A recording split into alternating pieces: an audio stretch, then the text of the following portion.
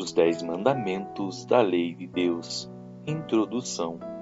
Quando Deus criou o gênero humano no início da criação, nas pessoas de Adão e Eva, Ele os criou à sua imagem e semelhança, elevando-os a uma natureza digna e personalidade perfeitas. Soprou sobre eles o seu espírito, tornando-os puros e inocentes diante de seus olhos, e viu que tudo era muito bom na sua criação.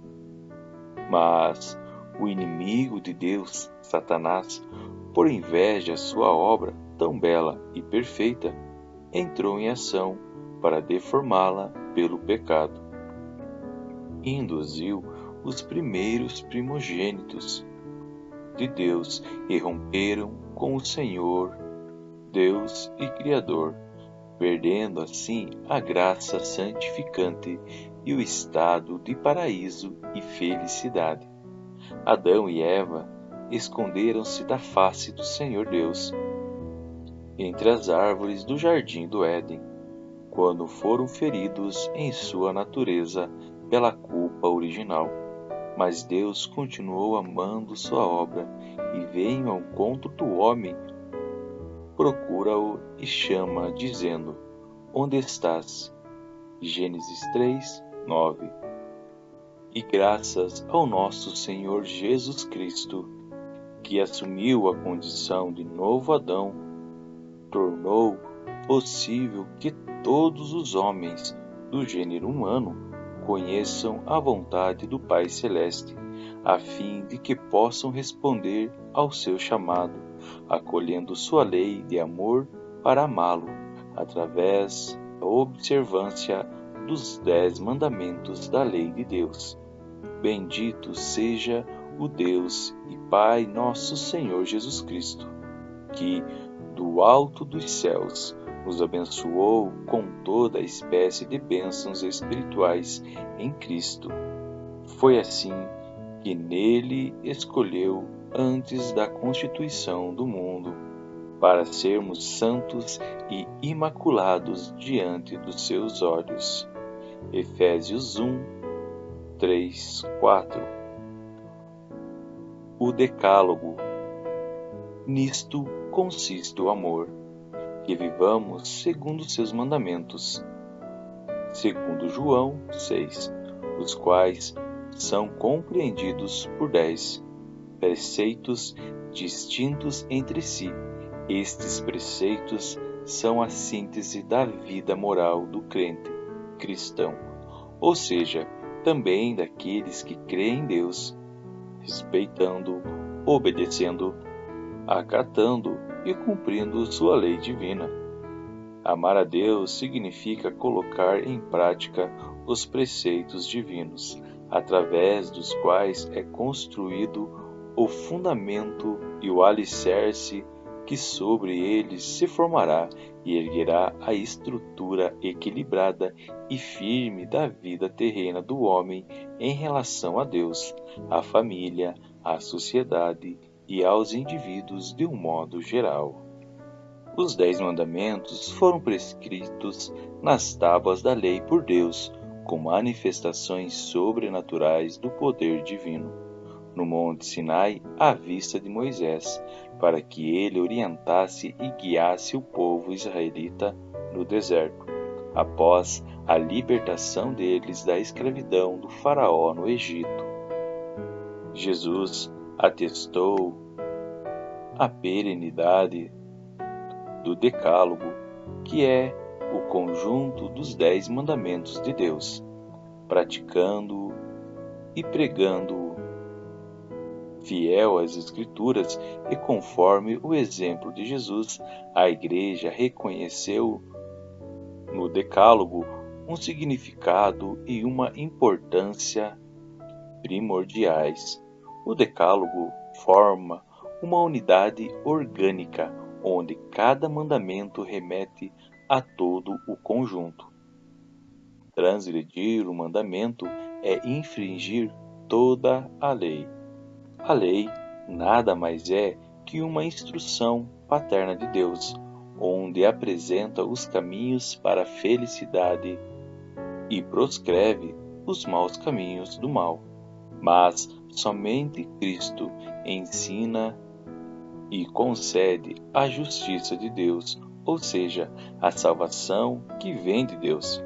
Nossa justificação foi merecida pela paixão de Cristo, sendo-nos concedida pelo batismo, através do qual é apagado a culpa do pecado original, que herdamos de nossos primeiros pais, Adão e Eva, reconciliando-nos com Deus Criador. Primeiro mandamento: amarás o Senhor teu Deus de todo o coração, de toda a alma e de todo o entendimento. Não terás outro Deus além de mim. Este mandamento convida o homem a crer em Deus, a esperar nele e amá-lo acima de tudo e de todos. O homem tem o dever de cultuar e adorar a Deus, tanto individualmente quanto em sociedade. A superstição é um desvio do culto que rendemos ao verdadeiro Deus, demonstrando na idolatria, na adivinhação e na magia. Os que colocam sua confiança e razão de ser em outros deuses são idólatras, pois, prostrando-se em adoração dos falsos ídolos, praticam a idolatria, que é abominada por Deus, sendo hoje em dia muito praticada através do culto da televisão, do prazer e do dinheiro, da soberba e do orgulho, dos divertimentos e da impureza, do egoísmo e do ódio, a violência, e do culto que é dado a Satanás, maçonaria, feitiçaria, bruxaria, espiritismo, entre outros. Enfim, negar o culto devido só a Deus para dá-lo às criaturas, homem, e ao próprio Satanás, são também pecados contra o primeiro mandamento: o ateísmo, o sacrilégio, a simonia e a ação de tentar a Deus, seja por palavras ou por atos. Este povo somente me honra com os lábios, seu coração, porém, está longe de mim. Vão é o culto que me prestam, porque ensinam preceitos que só vêm dos homens. Mateus 15, 8, 9. E muitas vezes pode vir até o questionamento: será que Deus precisa do meu amor para continuar sendo Deus? Será que Deus é como os deuses da mitologia grega, que sem o meu amor, sem a minha oração, ele acaba perdendo as forças? Não. Deus, assim como ele falou para Moisés: eu sou o que sou. Ele é Deus, com o meu amor e sem o meu amor. Ele é, sempre foi e sempre será Deus, o nosso único Senhor. E esse primeiro mandamento de amar a Deus sobre todas as coisas nos ajuda também a colocar a nossa esperança, a nossa fé, somente naquele que nunca vai nos decepcionar, somente naquele que nunca vai nos abandonar. Quantas vezes colocamos a nossa esperança, o nosso amor, o nosso coração em pessoas, amigos, familiares, marido, mulher, esposa, em qualquer outra coisa que não seja em Deus. E quantas vezes saímos machucados, quantas vezes nos decepcionamos. Se colocarmos Deus em primeiro lugar, vão vir tristezas, vão vir sofrimentos, as pessoas ainda vão continuar nos decepcionando, porque as pessoas são humanas. Tem erros, tem faltas como qualquer outro ser humano, mas pode vir essas dores, essas faltas, mas mesmo assim a nossa felicidade estará somente naquele que nunca vai nos abandonar. Quantas vezes colocamos dinheiro em primeiro lugar? O dinheiro acaba. E quantas vezes também colocamos o nosso trabalho em primeiro lugar? Corremos o risco de ser demitido ou acontecer algo que nos faça perder o trabalho. Isso vai nos machucar e muito. Por isso devemos colocar a nossa esperança, o nosso coração, o nosso amor somente em Deus e deixá-lo sempre em primeiro lugar. Por isso, a importância de amar a Deus sobre todas as coisas, porque Ele sempre foi e sempre será o princípio, o meio e o fim. Ele é o amor.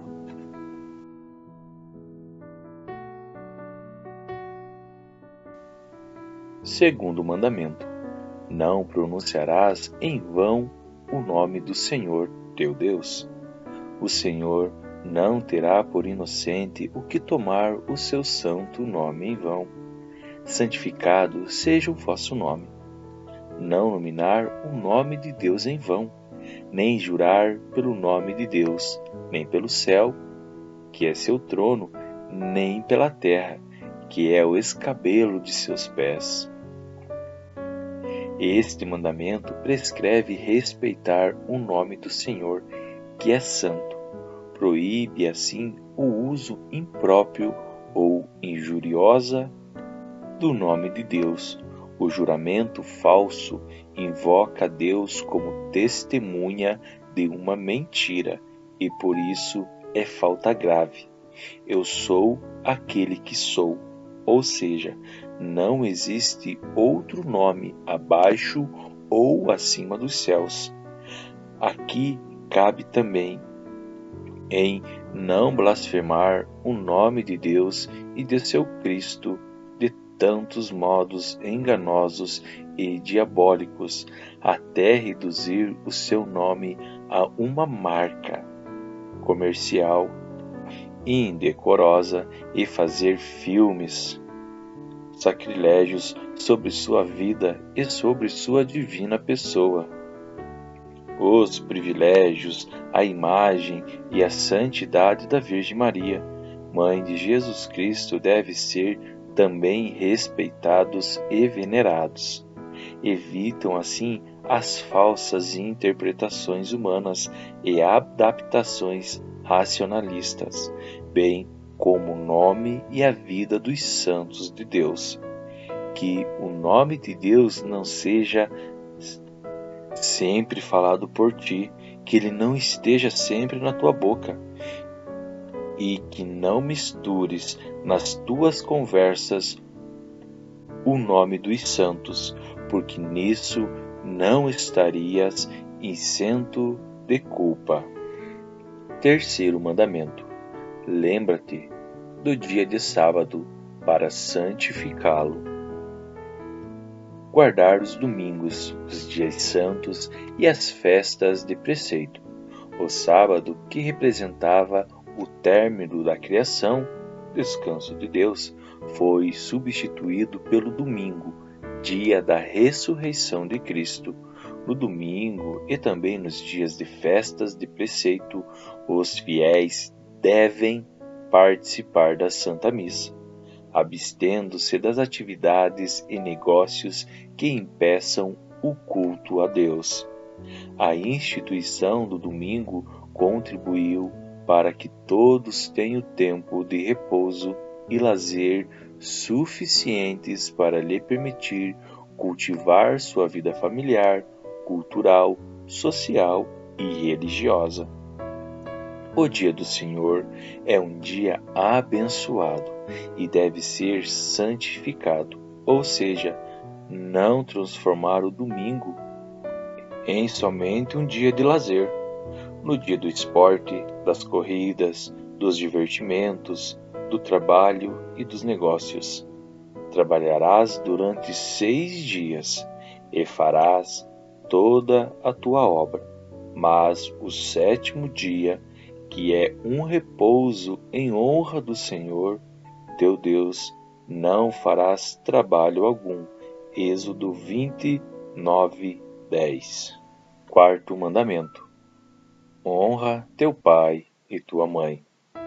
Este é o único mandamento que é acompanhado de uma promessa do Senhor. Honra teu pai e tua mãe, para que sejas feliz e tenha longa vida sobre a terra. Deuteronômio 5:16. Ele prescreve o fundamento da instituição da família, na visão de Deus Pai, através do sacramento do matrimônio, ficando, portanto, excluídos novos modelos de família fundados sobre a convivência, a união livre, a poligamia, assim entre outras. Clandestinamente, alheios ao sacramento, Deus deu autoridade aos pais sobre os filhos para o próprio bem deles.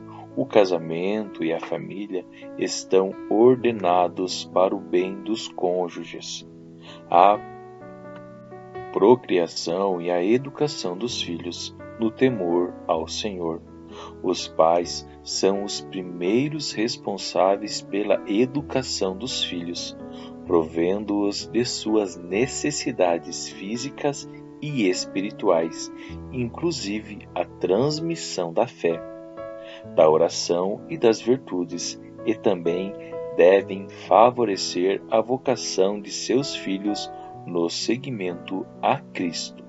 São deveres dos filhos, quanto a seus pais, respeito, gratidão, ajuda e justa obediência aos seus princípios. Conselhos e orientações, evitando, quanto possível, as más companhias que desvirtuam a boa educação e corrompe os bons costumes que recebemos de nossos pais. De forma quase semelhante, dá-se a relação entre a autoridade pública e seus cidadãos, em conformidade com a luz do Evangelho. Honra teu pai de todo o coração. Não esqueças os gemidos de tua mãe. Lembra-te de que sem eles não terias nascido, e faze por eles o que fizeram por ti. Eclesiásticos 7:29-30.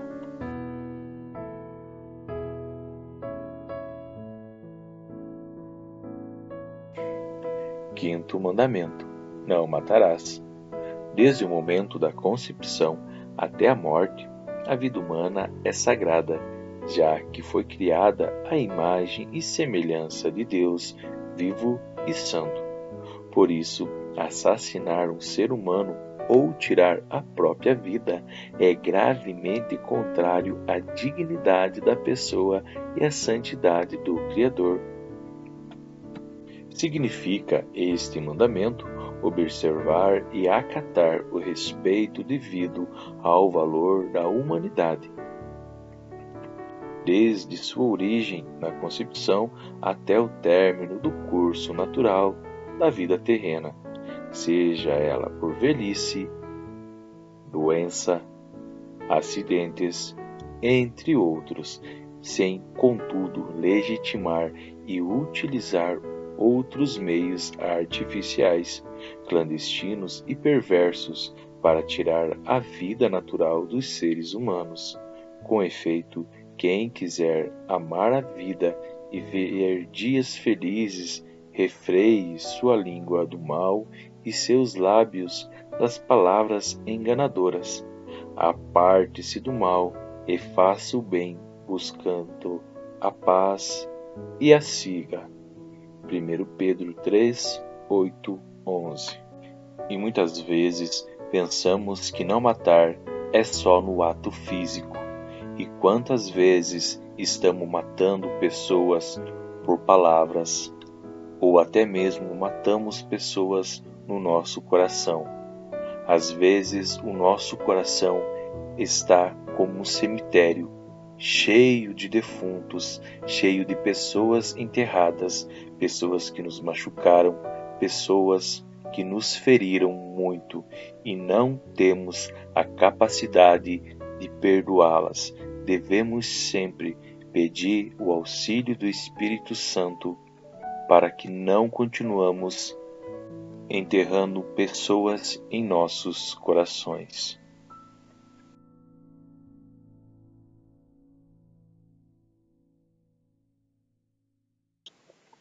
Sexto mandamento: não cometerás adultério, não cometer atos impuros.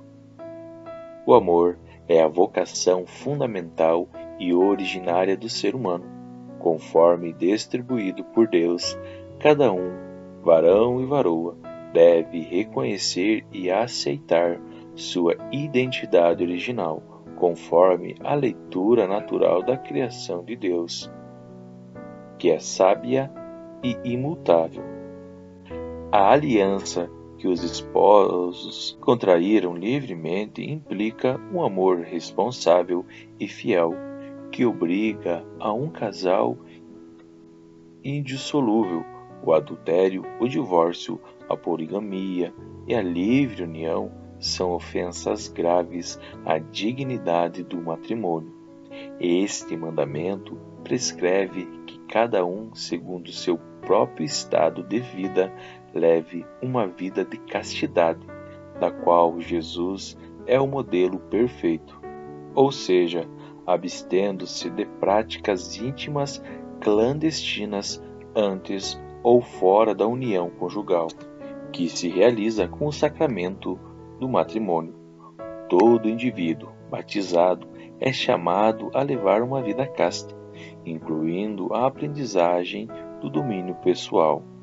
A observância da castidade implica também em qualquer forma de impureza, fornicação, adultério, divórcio, pornografia, livre união, poligamia e entre outras. Não deve ser justificada, exaltada, acatada e propagada, a ponto de justificar até os atos contra a natureza. Exemplo, o homossexualismo. A castidade do corpo e da alma implica ainda em usar de disciplina e pureza nas palavras, nas conversas, nas atitudes, nos gestos, no lazer, como diversão, programas, cinemas, músicas, entre outras, seguindo os princípios da moral cristã, não se conformando, contudo, com o que o mundo apresenta. Todo pecado se comete fora do corpo, mas o da impureza é uma usurpação contra a integridade do próprio corpo, porque mancha e destrói o templo onde Deus soprou o seu Espírito Santo, devendo, portanto, ser conservado na pureza e na castidade.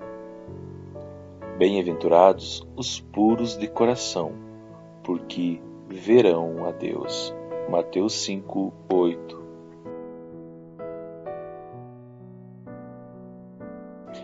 Sétimo mandamento: não roubarás. Este mandamento prescreve a prática da justiça e da caridade na administração dos bens terrenos e dos frutos do trabalho humano. Implica em não usurpar ou tirar um bem ou coisa que é de outrem, contra a vontade do proprietário, trabalhando, por conseguinte, para não difundir cada vez mais os furtos, a violência, os sequestros e os roubos, assim como evitar quaisquer forma de desonestidade que se cometem contra o próximo. Desrespeitando sua dignidade pessoal, todas as formas de servidão humana são proibidas na lei moral, pois o homem não é mero objeto, bem como os maus tratos dados aos animais irracionais. Quanto à esmola dada aos pobres, é um testemunho de caridade fraterna e também prática de justiça que agrada a Deus. Ao ladrão estão reservados a confusão e o arrependimento. Oitavo mandamento: não prestarás falso testemunho contra o teu próximo. Este mandamento implica em praticar a virtude da verdade, mostrando-se verdadeiro no agir e no falar, usando de lealdade e caridade para com o próximo, afastando-se do sensacionalismo, duplicidade, simulação e hipocrisia. Aqui abrimos uma observação. A verdade dita sem nenhum propósito, que humilha e ridiculariza o próximo, deve ser evitada, devendo-se usar de discrição e boa educação, conforme se apresentarem a circunstância, ou seja, usar de moderação e disciplina no falar. A mentira consiste em dizer o que é falso, com a intenção de querer enganar ou prejudicar o irmão, que tem direito à verdade. A Igreja orienta para que os meios de comunicação social sejam usados com moderação e disciplina, porque a sociedade tem direito a uma informação fundada na verdade, na liberdade e na justiça, e ainda implica na observância de que não se propague cada vez mais a lei do engano, da mentira, da falsidade. Nenhuma palavra má saia de vossa boca, mas só a que for útil para edificação, sempre que for possível, e benfazeja aos que ouvem. Efésios 4:29.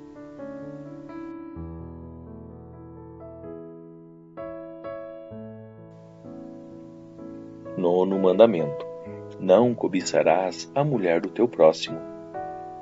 Esse mandamento adverte contra a concupiscência carnal, entendendo-se que não se deve cobiçar a filha, a esposa, a namorada, a irmã, a companheira, a serva, assim, entre outras, do próximo, seguindo a mesma linha de discernimento na condição oposta, distinguindo também em cada criatura humana a imagem e semelhança de Deus.